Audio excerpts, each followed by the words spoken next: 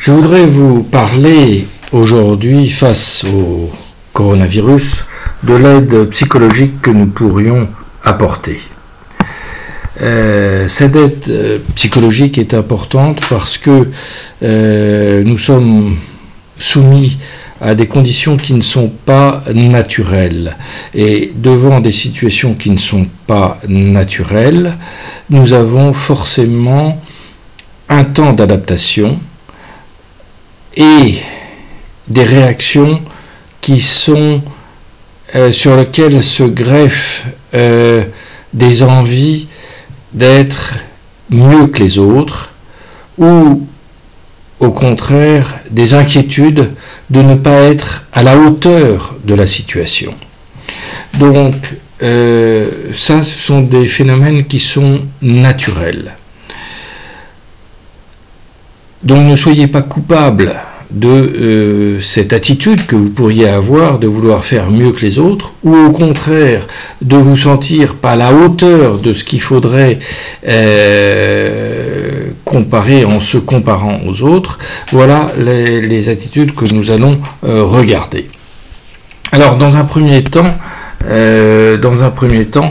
il est important de voir ce qu'implique la situation actuelle. En temps de guerre, il y a forcément des dégâts collatéraux, il y a forcément des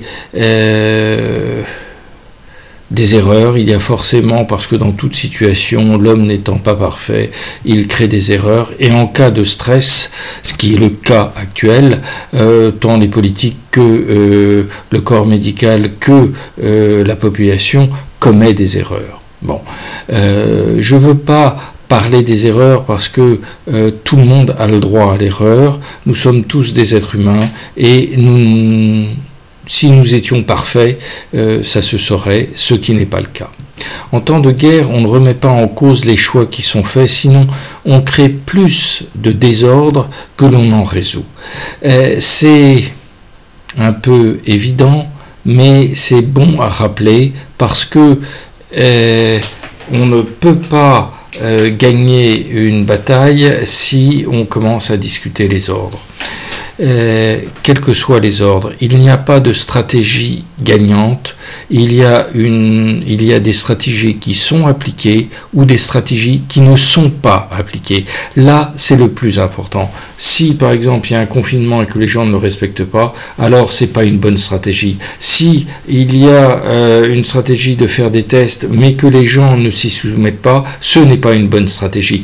Donc, prenez ce que vous voulez comme stratégie, il n'y en a aucune de bonne, il n'y en aura aucune de mauvaise, il n'y aura que des stratégies qui seront appliquées, ou alors des stratégies qui ne seront pas appliquées. C'est une question de discipline, ce n'est pas une question de stratégie.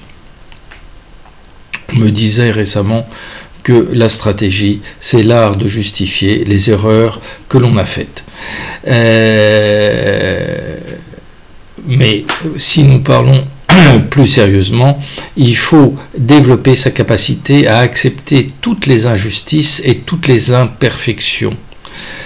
Parce que on en aura, et on en aura de très grandes.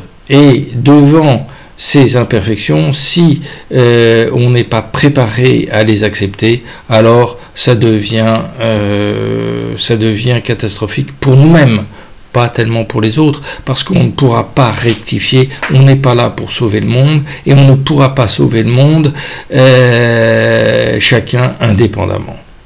Donc il ne faut pas se soumettre non plus, il ne faut pas se résigner aux ordres qui nous sont donnés, il faut penser plus large en apportant sa propre réflexion à son propre niveau, et non pas en voulant se croire à un autre niveau que celui qu'on est.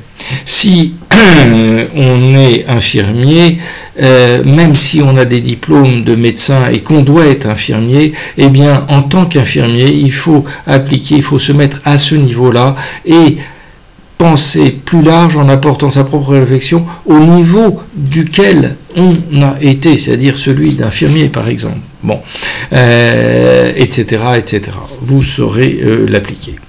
Et n'oubliez pas qu'on ne peut pas aider quelqu'un si on n'est pas en mesure de l'aider. C'est-à-dire on ne peut pas aider quelqu'un qui se noie si on ne sait pas soi-même nager. Donc, la première des choses, c'est savoir se protéger et savoir nager, c'est-à-dire savoir quelles sont ses propres limites et savoir ce que l'on peut faire dans le cadre de ses propres limites. Ne croyez pas que c'est simple. Et ce que je vous dis là n'est pas si facile à mettre en œuvre. Il y a 4 formes de demande. Il va y avoir les gens qui vont être en dépression en disant, qui baissent les bras, qui vont dire ça ne sert à rien. C'est une ambivalence à une exaltation de vouloir faire et de vouloir sauver le monde, tout simplement, et de vouloir faire beaucoup mieux que tous les autres. Alors si on vise trop haut, eh bien on est découragé parce qu'on n'y arrivera pas, ça se voit tout de suite, et les bras nous en tombent. C'est la forme de dépression.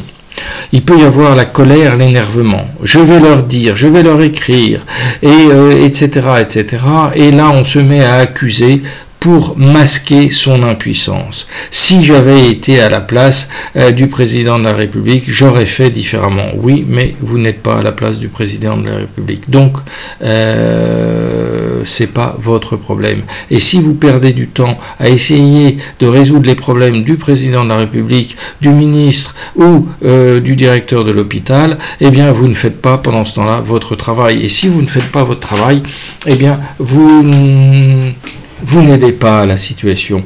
Donc, pour pouvoir calmer cette colère, eh bien, il faut tout simplement se dire, attendez, ça ne me regarde pas, il faut que je regarde ce qui me regarde. Et là, je vais pouvoir être efficace. Et si je suis efficace à ce niveau-là, et si je passe le message à d'autres dans ce sens-là, alors ensemble, on sera d'une efficacité telle que, entre guillemets, on n'aura plus besoin de recevoir des ordres du ministre, du président ou quoi que ce soit. Si vous voyez la construction à laquelle je veux aboutir, c'est-à-dire que chaque cellule devienne intelligente, eh bien, ça fera un corps intelligent. Si, au contraire, chaque cellule va et se croit devoir refaire le monde au café du commerce, eh bien, il ne se passera rien et le monde ne sera pas refait non plus. Bon.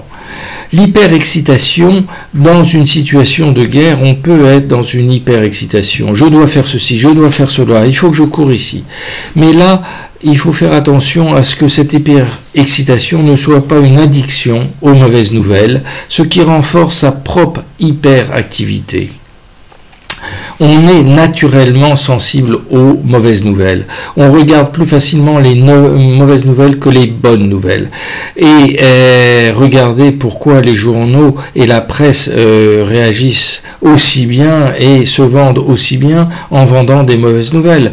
Ils n'iront jamais vous dire voilà combien il y a de guéris aujourd'hui, et on ne suit pas en première ligne le nombre de guéris, on suit ceux qui sont morts. C'est d'une part un peu macabre, et d'autre part c'est une façon de réveiller chez les hommes, chez l'homme d'une manière générale, son envie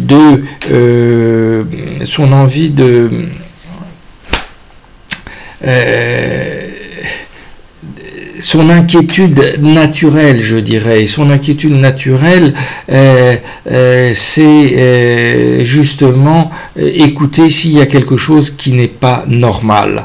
C'est l'équivalent d'un animal qui est en permanence en vigilance pour savoir s'il y a un bruit anormal et s'il doit décamper ou se cacher ou partir. Eh bien, l'homme a ce même réflexe et il va développer sa réaction aux mauvaises nouvelles. Et dans un contexte où on est en temps de guerre, où il n'y a que des mauvaises nouvelles, eh bien, on va finir par être addict aux mauvaises nouvelles, et on va chercher en permanence ces mauvaises nouvelles. Et là encore, à chercher en permanence des mauvaises nouvelles, eh bien, on en oublie son travail, et si on en oublie son travail, on devient soi-même déréglé, d'une part hyper excité et d'autre part bien on ne fait pas le travail qu'on devrait faire.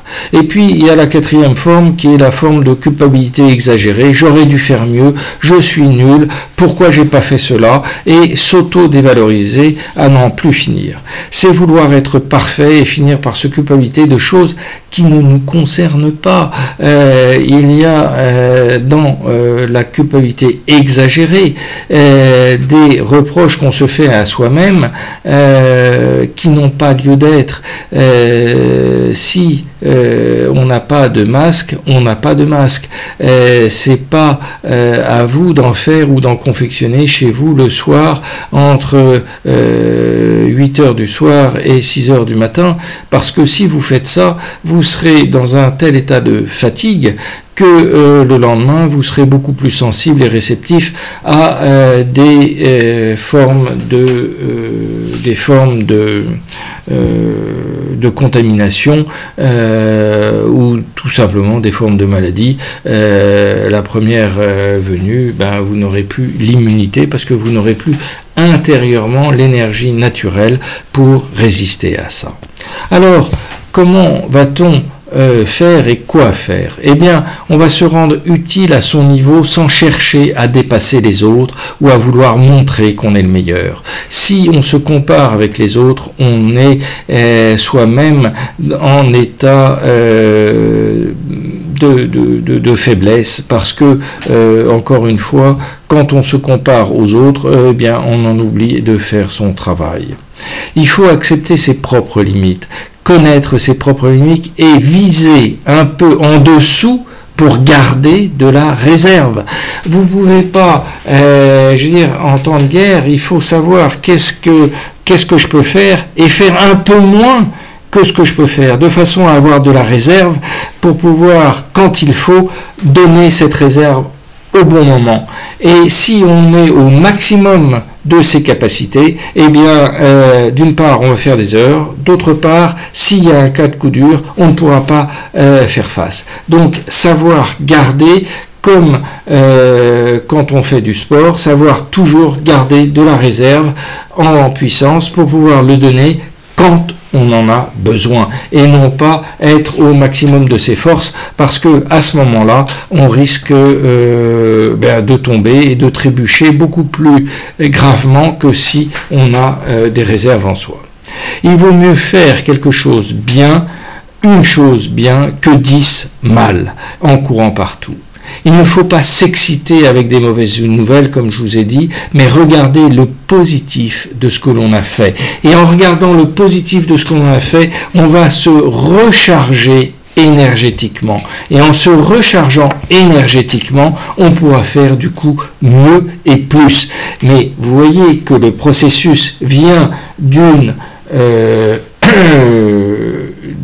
objectivation de ce qu'on a fait, en disant ça je l'ai bien fait, donc je peux le refaire. Ça nous calme, ça nous permet de tirer la leçon de ce qu'on a fait, ça nous permet de reproduire, et vous savez que quand on fait une chose pour la deuxième fois, on la fait mieux et plus rapidement, et ainsi de suite. Et donc, ça c'est le théorème de Shannon, donc sur l'information, et bien plus vous ferez quelque chose, plus vous le ferez, mieux vous le ferez, et moins et plus facilement, en dépensant moins d'énergie, vous arriverez à le faire.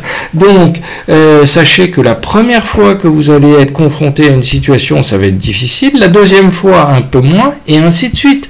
Donc, on apprend au fur et à mesure. L'homme a un automatisme extraordinaire. Son cerveau est capable de reproduire ce qu'il a déjà fait, ce qu'il a déjà rencontré, et ce, à moindre énergie à chaque fois. Donc, il va pouvoir se dupliquer et il va pouvoir monter en puissance. C'est bien ce dont nous avons besoin en ce moment, pouvoir monter en puissance. Et enfin, ne pas chercher à faire mieux, mais à faire bien. Là encore, c'est pas vis-à-vis des autres, c'est vis-à-vis de ce qu'on fait extérieurement. J'ai rempli 10 formulaires aujourd'hui. Cherchez pas à faire mieux, cherchez à faire bien. Est-ce que les 10 formulaires sont bien remplis? Oui. Bon, bien on verra demain. Et comme demain on refera 10 formulaires, ce que je vous ai dit, on a un automatisme qui se crée, et donc demain on en fera 11 ou on en fera 12. Ne cherchez pas à faire mieux, cherchez à faire bien. Et si plus vous chercherez à faire bien, plus vous récupérerez d'énergie, plus votre automatisme se mettra en place, et plus vous ferez de choses et de choses positives. Et la concentration, enfin, la concentration permet le retour au calme et à l'apaisement. Et c'est bien ça ce dont on a besoin dans des cas, dans des moments un petit peu, je dirais, difficiles, dans des moments un petit peu inhabituels, dans des moments dans lesquels, justement, on peut et on doit faire face. Alors, en résumé, qu'est-ce qu'implique la situation actuelle? La situation actuelle implique que on est face à des nouveautés. Et chaque nouveauté demande un effort supplémentaire initial. Une fois qu'on a fait ce travail, eh bien le deuxième jour est plus facile, et ainsi de suite. Donc, ne partez pas battu d'avance, sachez qu'au fur et à mesure que vous avancerez, vous gagnerez en efficacité et vous gagnerez en énergie dépensée. Enfin, les 4 formes de demande, ce que je vous ai dit, c'est soit en aide la dépression, ça peut être la colère, ça peut être l'hyperactivité, ça peut être la culpabilité exaltée. Voilà. Et puis, quoi faire? Eh bien, quoi faire en résumé? Je répète, parce que c'est important de se répéter, de dire qu'il est important de se concentrer, que la concentration sur ce que l'on fait permet d'être plus objectif, de ne plus être addict aux mauvaises nouvelles, et dans ce sens, si on est capable de viser un peu moins que ce que l'on pourrait faire, sans en apporter des culpabilités, on garde une réserve énergétique qui permet d'être beaucoup plus efficace, d'être beaucoup plus solide et de pouvoir durer dans le temps. Si vous épuisez toutes vos forces lors du premier coup de feu, lors de la première rencontre, eh bien, sachez qu'il y en a des milliers de rencontres que vous allez faire. Alors si dès la première vous êtes par terre, eh bien, c'est sûr que vous n'allez pas aller très loin. Donc il faut pour cela garder des réserves, et ces réserves vous permettront de générer plus d'énergie, et plus d'énergie vous permettront de tenir dans la distance. Voilà, et vous rendre calme et vous apaiser en voyant le bien que vous avez fait, et Dieu sait qu'il est grand, et ce bien, aussi petit soit-il, est générateur d'énergie. Et si chacun met un petit peu d'énergie en plus dans le système va réellement fonctionner beaucoup mieux, beaucoup plus rapidement, et permettre de faire face à la situation. Si au contraire on commence tous à se plaindre, eh bien on va générer du négatif, on va générer de l'hyper-excitabilité, on va générer des colères, des énervements, on va générer des dépressions, on va générer des culpabilités, et in fine tout sera, tout sera cassé et inutilisable. Voilà ce que je voulais vous dire, et j'espère que ça puisse vous aider, que ces quelques mots, certes assez simples, vous fasse comprendre que on est face à soi-même, et que c'est ce travail qu'il faut développer, et en s'aidant soi-même on aide les autres. Si je suis en forme, si j'ai de la réserve, je peux montrer par mon exemple et je peux aider autrui. Si j'arrive fatigué, déconfit et sans beaucoup d'énergie, eh bien, je ne ferai qu'apporter tristesse et découragement aux autres, et ça ne sera pas quelque chose de positif. Ce qui est positif, c'est d'être fier de ce qu'on m'a fait, même si c'est une petite chose, et cette petite chose, avec cette fierté, vous apportera la détente, le sourire, l'apaisement, et rien n'est plus important dans ces périodes-là que le calme, parce que le calme résout la tempête des excitations extérieures qui sont malheureusement extrêmement nombreuses et face auxquelles nous devons faire face aujourd'hui. Merci et bonne continuation.